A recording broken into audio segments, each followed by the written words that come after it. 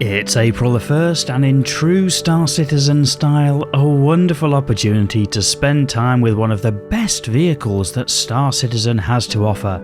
The very first hangar-ready module turned celebrity, the Greycat PTV.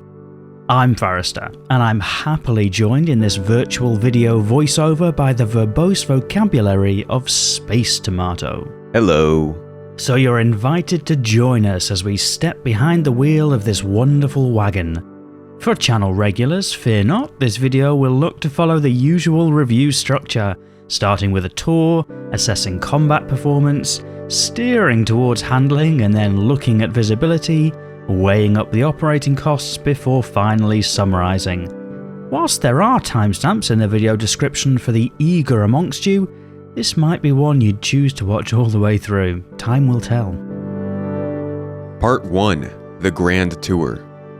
Looking around the Greycat PTV, there are some standout features. The eagle-eyed amongst you will notice that the driver's seat and steering wheel are on the left or port side of the vehicle, which, as many of you will know, is the wrong side. The PTV also has a passenger seat for bringing a friend along with you. Oh, it's so comfortable. There are roll bars to keep you safe, as well as handy lights for when you're driving in dark conditions. Few people realise that the PTV is actually split across two decks. There's the crew deck, which includes the seats and steering wheel, and there's the hangar deck, which is on the ship that you need to carry it around the verse. So more than initially meets the eye.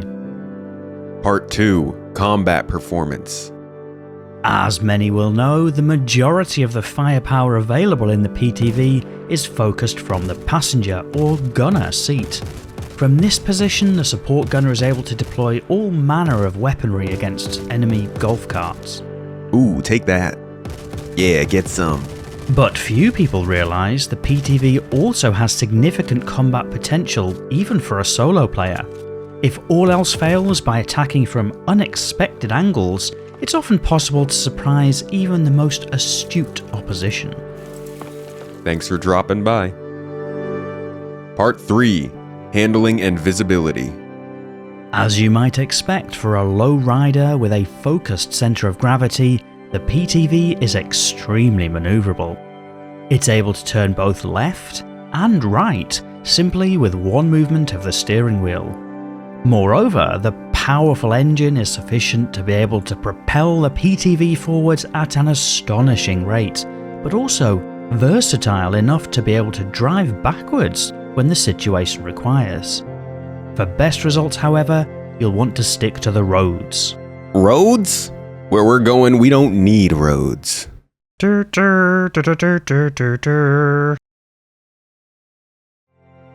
Part 4. Operating Costs.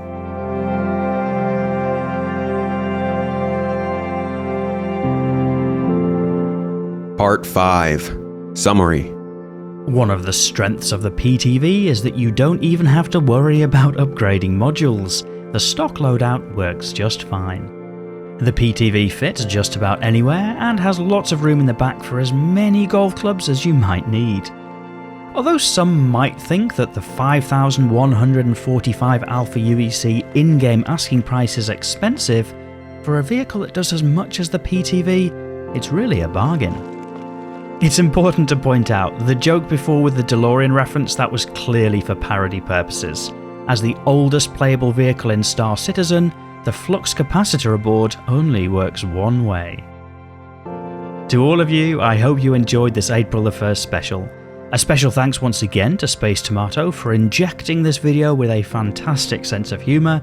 You can find his channels linked in the video description or simply by searching for SpaceTomato. So, all that's left for me to do is to say, thank you for watching. Yeah, suck it.